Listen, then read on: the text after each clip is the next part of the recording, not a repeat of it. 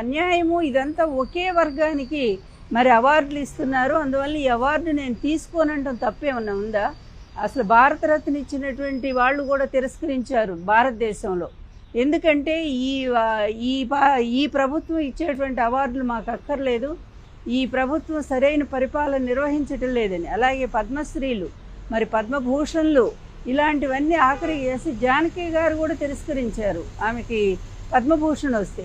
మరి అలాంటి వాళ్ళందరూ కూడా అదే మాట్లాడారు, సరిగ్గా ఈ ప్రభుత్వ వ్యవహారం సరిగ్గా లేదు కనుక మేము తిరస్కరిస్తున్నామని. ఆ విధంగానే పోసాని కృష్ణమురళి గారు కూడా తనకు వచ్చినటువంటి అవార్డుని తిరస్కరిస్తూ న్యాయంగా రాలేదు, ఈ ఒకే వర్గం ఈ విధంగా నిష్పక్షపాతంగా వ్యవహరించకుండా ఈ విధంగా చేస్తుందని చెప్పి ఆయన విమర్శిస్తే, 5 ఏళ్ల నాడు ఎప్పుడో విమర్శిస్తే అది తీసుకొచ్చి ఈరోజు ఆయన మీద కేసు పెట్టి పాపం ఆయనకి ఎన్ని ఆపరేషన్లు అయినాయి అంటే అండి మాకు తెలుసు. అసలు గొంతు పోయింది. ఆయన దాదాపు 1 నెల రోజులు డాక్టర్లు మాట్లాడొద్దని చెప్పారు, అదేవిధంగా ఆపరేషన్లు అయినాయి.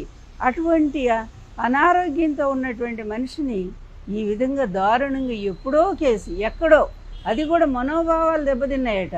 ఏమయ్యా మీ వల్ల ఎంతమంది మనోభావాలు దెబ్బతిన్నాయి? మీ వల్ల ఎన్టీఆర్ దెబ్బతినలేదా? మీ వల్ల నేను దెబ్బతినలేదా? రోజా దెబ్బతినలేదా? పార్టీలో జగన్ గారు తినలేదా? భారతమ్మ గారు తినలేదా? మీరు సాగించిన అకృత్యాలు, అరాచకాలు, అన్యాయాలు అన్నీనా? తప్పులన్నీ మీరే చేస్తారు. పోలీసుల మీద మీరు చేసిన దాడులు ఎంత భయంకరమైనవి, అవేమీ కేసులు లేవు, అన్నీ కొట్టేయించుకుంటారు. ఈరోజు ఒక్క మాట అన్నందుకు, తనకు వద్దన్నందుకు తీసుకెళ్ళి ఎక్కడో కడప జైల్లో పెడతారు. ఎంత దారుణం! 65 ఏళ్ల వయసున్న మనిషిని అప్పుడు కూడా అంతేగా, మీకు న్యాయం ఎక్కడుంది? 75 ఏళ్ల వయసు ఉన్నటువంటి వ్యక్తిని ఆ రోజు అన్యాయంగా దించి ఆయన ప్రాణాలు పోవటానికి ఆ రోజు కారకులయ్యారు.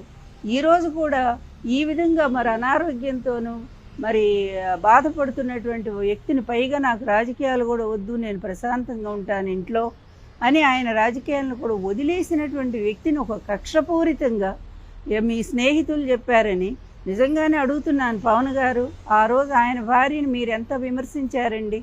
ఆయన భార్య పాపం ఇంట్లోంచి ఎప్పుడన్నా బయటకు వచ్చిందా? అటువంటి ఆమె మీద కూడా మీ మనుషులను పంపించి నిందలేయించారే. మీ కక్ష తీర్చుకోవడానికి ఈరోజు మళ్ళీ ఆయన తీసుకొచ్చి ఈ విధంగా చేస్తారా?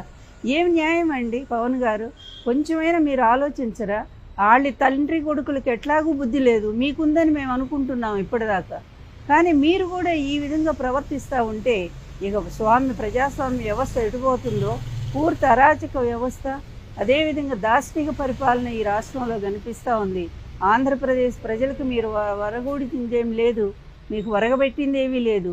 పైగా ఈ విధంగా అటు వంశీని, ఇటు మరి పోసాని మురళీకృష్ణ గారిని, ఇంకా మరి వైఎస్ఆర్ కాంగ్రెస్ పార్టీ నాయకుల్ని ఎంతమంది మీద మీరు కేసులు పెట్టుకుంటూనే పోతూనే ఉన్నారు.